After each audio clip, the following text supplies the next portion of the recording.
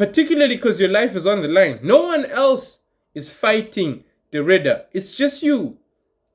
So these excuses that people always put, like, oh, it's a boring fight.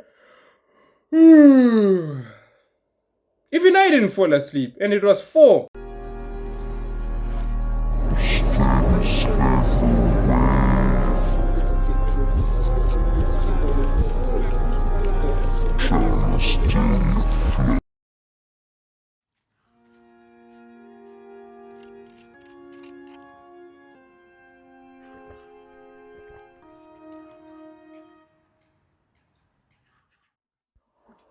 Hey guys, welcome back to the YouTube channel. Today we're going to be covering Rainier Derrida versus Brendan Allen. This was a UFC pay-per-view event that happened on October the 18th, 7 p.m. I don't know what time that is, but you know, I watched it at 4,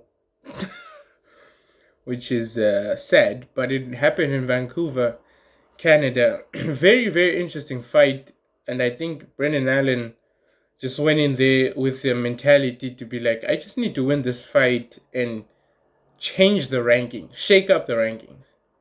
Which, by the way, this is my first time covering a UFC event. I've been reluctant to do this for a while, but I'm gonna start talking about the UFC. And my gripes with the UFC is, look, MMA is a great sport, but the problem is the rankings never make sense. I've never understood the rankings till today. I mean, some people are unbeaten. 16 fights, no losses, and they're ranked 3rd in the division. Like, how? I don't know where they come up with these rankings, to be fair. And it's interesting to see how they've been updated since Derrida was in line for a middleweight title shot if he had beaten Allen. And, you know, look, when it comes to the fight game, it's very interesting. If you want to sell, it's all about selling tickets, and they don't really care if you're good at fighting or not. Being good is part of it, but it's not the main thing. The main thing is, can you sell tickets and can you make things work for them financially? And I think Rainier would have been the optimal guy to try and face Hamzat. But again, it's the middleweight division. I don't know if anyone can beat Hamzat. And, you know, a lot of people criticizing Hamzat because he's very wrestling. His style is all about wrestling. But I just think that if you cannot figure out the wrestling, then you cannot be champion. End of story. Doesn't matter what era you stay in. There's no fighter. Fighters don't make excuses.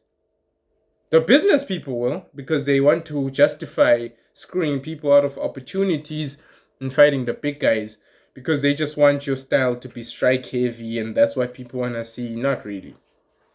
The reality is people want to see dominant champions, and Hamzat, I think, is going to be a very dominant champion, unless, of course, he gets COVID-19 again. But for now, he's fine. He's healthy, and he's waiting for a contender. And I guess Rainier was going to be that guy. But he got stopped. It was an interesting fight. Allen, in the first round, looked lost.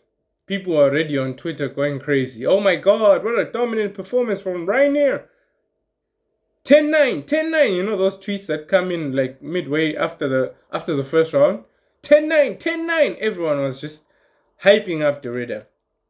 Then Allen took him down and proceeded to squash him like a sandwich.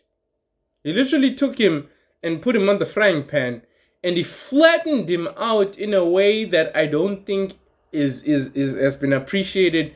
Like, the whole point of bringing someone down is to make them as uncomfortable as possible, and that's what Allen did. He squished his face, bro. He took his face and he made it part of the canvas. He took his forearm and completely meshed it repeatedly until Derrida just didn't come out for the 5th or the 4th. I don't remember when the fight ended, but it was an amazing fight. I think it was the right strategy. A lot of people don't like when the fights end that way because they think it wasn't a dominant performance. But unless you're fighting in the cage and fighting for your life, I don't think you owe the fans an explanation. I mean, he was apologetic in his I guess, post-fight. I think he was saying something along the lines of, I know it wasn't the kind of performance. I'm like, no, it really was. It really, really was, dude. Particularly because your life is on the line. No one else is fighting the Ridder. It's just you. So these excuses that people always put, like, oh, it's a boring fight. Even I didn't fall asleep, and it was 4 a.m. in the morning. So again, credit to Brendan Allen. I'm not sure what his rating is going to look like now. I believe he was ranked 7th right before the fight. Now it's probably higher. Maybe higher than Derrida, who knows. But again, in the middleweight division, it always looks like it's a bunch of it's Hamzat, and then it's just a bunch of people that can all beat each other up. I see Adesanya beating Allen. I know a lot of people said after his last loss, he's out. No, he's not. He's not. He's got the champion's acumen. He knows how to fight. His IQ is off the charts, and his striking is fantastic. He would probably keep it in the feet. Maybe even beat Allen. Who knows? Who knows? But I do want to check out the rankings with you guys. As always, guys, like, comment, subscribe. I will be making some more UFC content in the future going forward.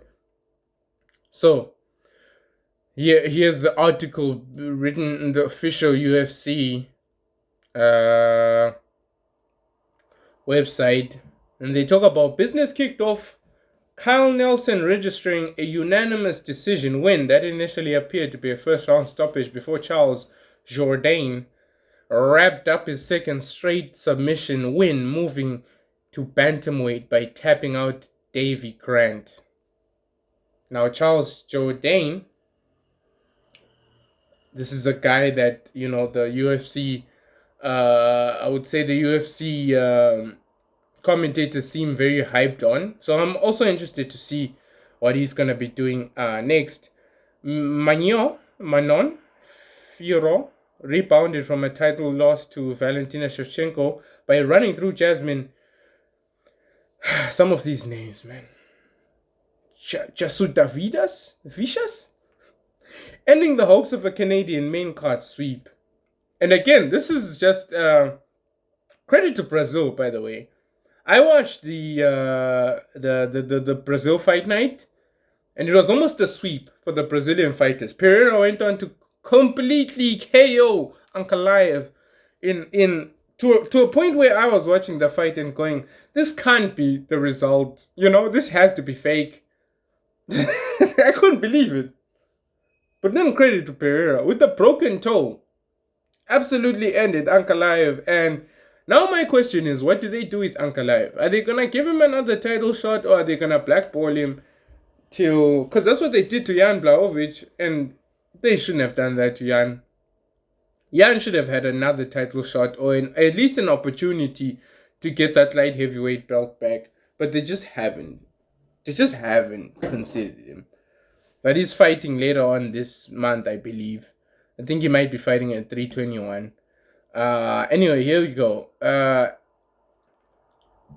Zahabi followed that by extending his winning streak to 7 wins, a hard-fought split decision win against Marlon Vera, and with Mike Mallet closing out a 5-2 night for the home win with a unanimous decision victory over Kevin Holland. So, I watched that fight. I thought that Mike kicked him in the nuts. That guy tried to end Holland's bloodline. He just kicked him straight in the nuts. He need him. He need him on the nuts. That's horrible. And then they asked him, do you want to continue? And he should have said no, but he didn't, and he lost. And that's just one of those things where I'm like, who do we blame? Who's to blame really in that fight? Because I know what I would have done. Bro, getting kneed in the nuts is not funny, bro. If you've ever even been tapped on the nuts, it feels like your whole life is over. Like your hands don't move the same way. Your ears sting for no reason at all. It's crazy. In the main event, Brendan Allen halted Rainier Derrida's run of success, out-grappling the Dutch standout to register his second win of the year and to establish himself as an interesting secondary character in the middleweight ranks. And kind of what they were talking about right here is like, Derrida, I think he's the victim here. He's the victim of trying to prove to the UFC that he's an active guy and he could be an active champion, which the way these fighters are trying to up the standard always, I think, is to their detriment, because I believe that was Derrida's fourth fight of the year, and the toll that your body has gone through. I know he doesn't have a lot of time to capture the belt and maybe do damage in the UFC because he's been previously part of a different organization, but the whole thing where he has to do 3 fights, bro, 4 fights max, but like three a year. Get some longevity, keep your brain intact, because no one's gonna be there for you, man. Like, I mean, he's trying to obviously climb up the ranks, and fighters are usually just tough at their own detriment. That's what I will say on that. It was another fun night in the lower main card, and you can check out how everything transpired in our recaps below. So they have, I'm guessing they have a Brendan Allen post-fight interview right here. It's 3 minutes. Now, what I wanted to check with you guys, these are all the fighters with their interviews. What I kind of want to see with you guys is the rankings now. Let's just check out the rankings, because I really want to see what a pound for pound. We still have Ilya Tuporia at 1. And this is one thing that I've never really been a fan of. The UFC is actively trying to push Tuporia down our throats. And I'm not saying you should fight back on that. I'm just saying that he's not my favorite fighter. My favorite fighter is Merab. And if Merab was ranked number 1, it would make more sense. If Merab breaks the record for most title defenses in a year, the case can be made that he's pound for pound number 1 in the UFC right now.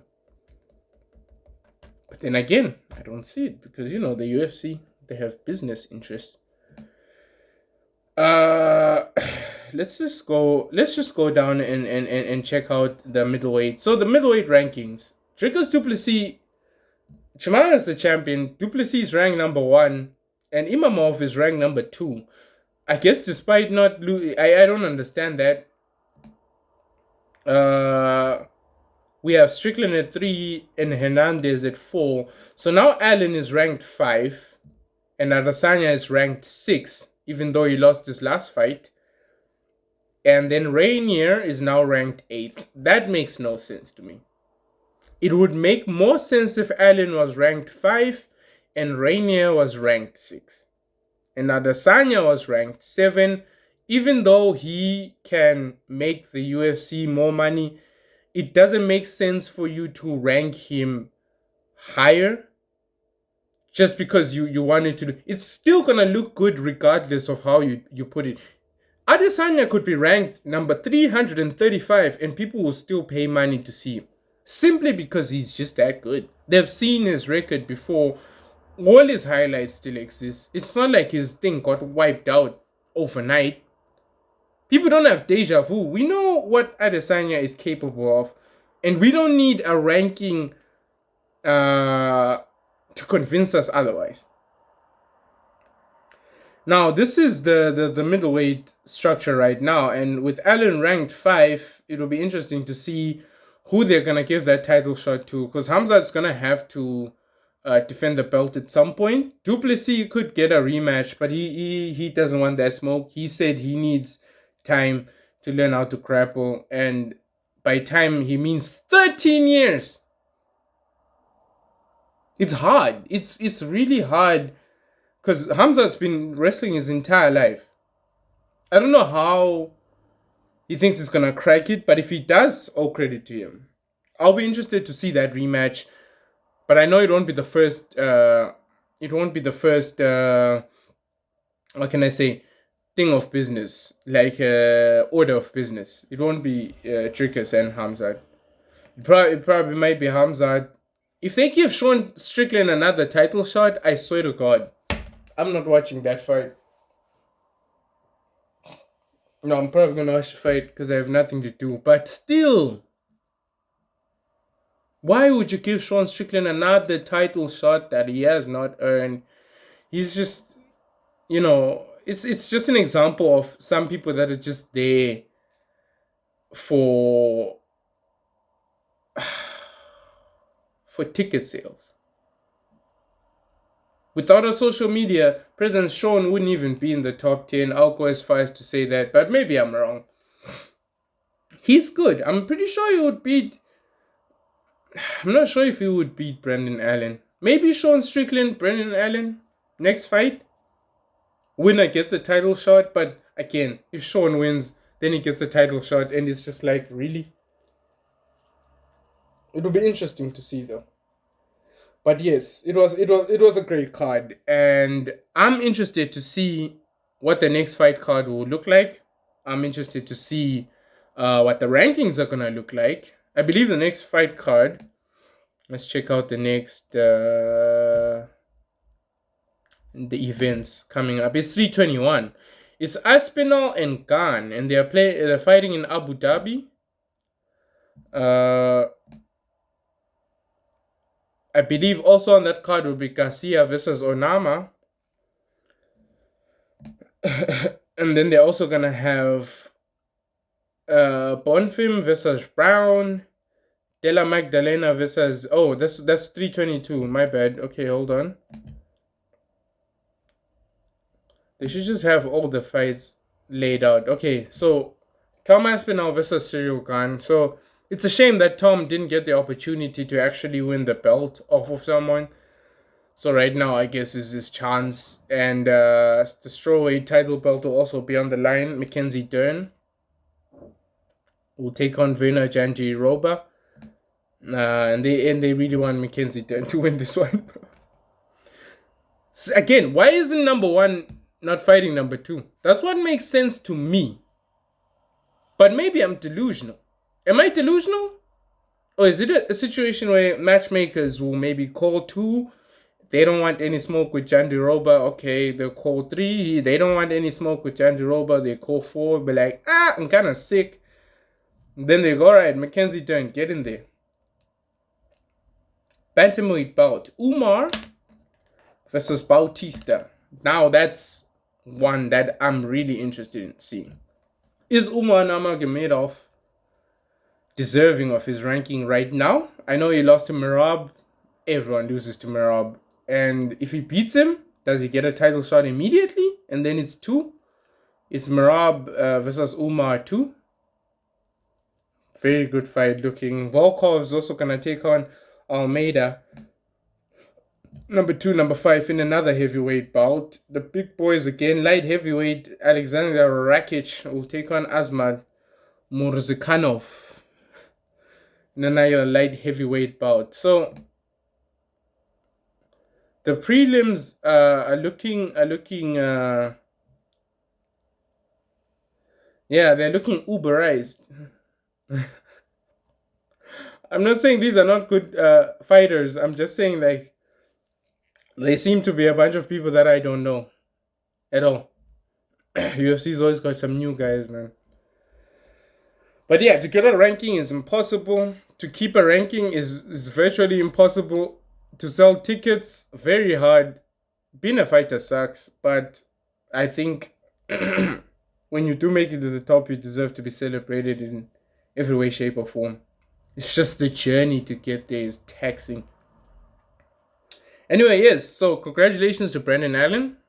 Hard luck for Rainier Derrida. Great fight, great main event. The next one is Aspinall Khan, 321. That's gonna be on the 25th of October, which is in 2 days. So guys, like, comment, subscribe. I'll see you on the next video when we discuss the results.